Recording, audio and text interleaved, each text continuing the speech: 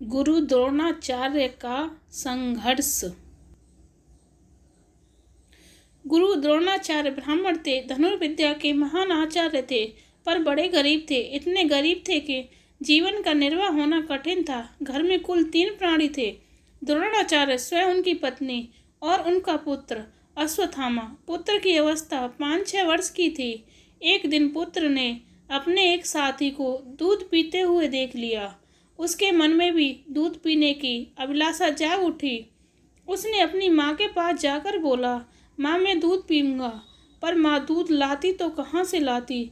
जिस माँ को खाने के लिए अन्न न मिल रहा हो, वो अपने बालक को दूध कैसे पिलाती? माँ का हृदय विदीर्ण हो गया, पर बालक को तो सांत्वना प्रदान करनी ही थी। माँ ने आटे का पानी बालक को देते हुए कहा, लो दूध पी लो। बालक को तो दूध के स्वाद का पता ही नहीं था। उसने आटे के पानी को पीकर समझा कि उसकी माँ उसे दूध पिला रहे हैं। गुरु द्रोणाचार्य का हृदय यह सब देख सुनकर कांप उठा। उन्होंने प्रतिज्ञा की, या तो धन और यश पैदा करके रहूँगा या मर जाऊँगा। गुरु द्रोणाचार्य मन ही मन सोचने लगे, क्या करना चाहिए? धन और यश के लिए किस ओर जाना चाहिए? द्रोणाचार्य को पांचाल नरेश द्रुपद याद आए। विद्यार्थी अवस्था में द्रुपद और उन्होंने एक ही गुरुकुल में शिक्षा प्राप्त की थी। द्रोणाचार्य आशाओं के रथ पर सवार होकर पांचाल देश की राजधानी की ओर चल पड़े। मार्ग में बड़े बड़े कष्ट उठाए, पर धन मिलने की आशा से कष्ट भी उन्हें सुखदायी मालूम हुए। कई दिनों तक बराबर पैदल चलने के पश्चात द्रोणाचार्य पांचाल की राजधानी में पहुंचे। उन्होंने सोचा था, राजधानी में पहुंचते ही द्रुपद से भेंट हो जाएंगी। वो उनका स्वागत करेगा, उन्हें बड़े आदर से ठहराएगा और उनकी सहायता करेगा। किंतु उन्हें क्या पता था कि द्रुपद अब गुरुकुल का विद्यार्थी नहीं है, अब वो बहुत बड़े राज्य का नृपति है। सिपाहियों, सैनिकों और मंत्रियों से घिरा रहता है। दूसरों की तो बात ही क्या, अपने लोगों से भी उसकी भेंट नहीं कठिनाई से हो पाती है।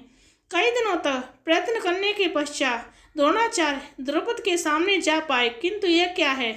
द्रुपद ने न तो उन्हें देखते ही मुंह फेर लिया, सहायता करने की कौन कहे, उसने तो उन्हें पहचानने से भी इनकार कर दिया।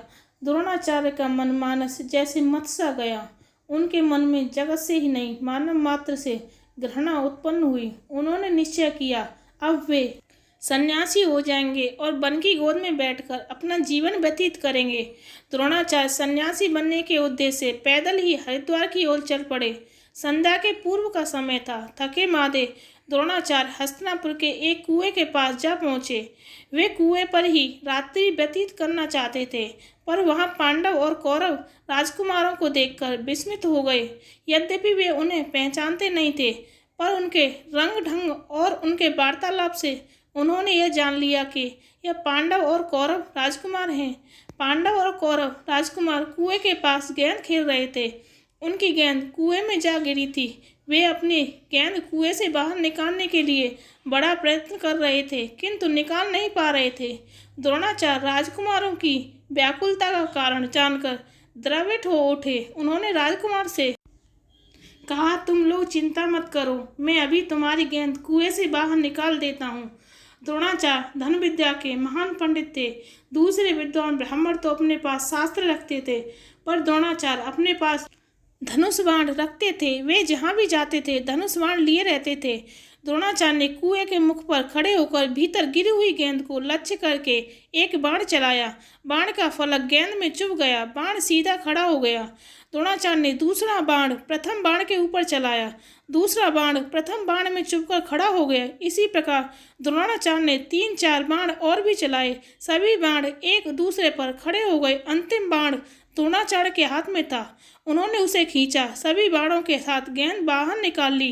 गेंद पाकर राजकुमारों का मन प्रसन्नता से खिल उठा। साथ ही वे द्रोणाचार्य की बाण विद्या और उनके चातुर्य पर विमुग्ध हो गए। वे उन्हें देवव्रत के पास ले गए, क्योंकि उन दिनों देवव्रती उनकी देख रेख किया करते थे।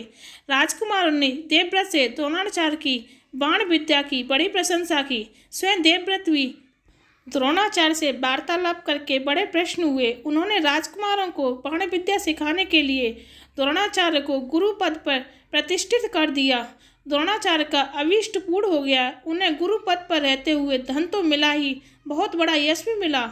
इतना बड़ा यश मिला कि यदि द्रोणाचार्य को निकाल दिया जाए तो महाभारत का युद्ध एक खेल सा लगने लगता है। मनुष्य का भाग्य जब चमकता है तो इसी प्रकार चमकता है। पुत्र को दूध के स्थान पर आटे का पानी पिलाने वाले द्रोणाचार्य पांडवों और कौरवों के पूज्य बन गए। दुर्योधन तो उन्हें शीश झुकाता ही था, अर्जुन भी शीश झुकाया करते थे। धन्यवाद। Please like, share and subscribe करें।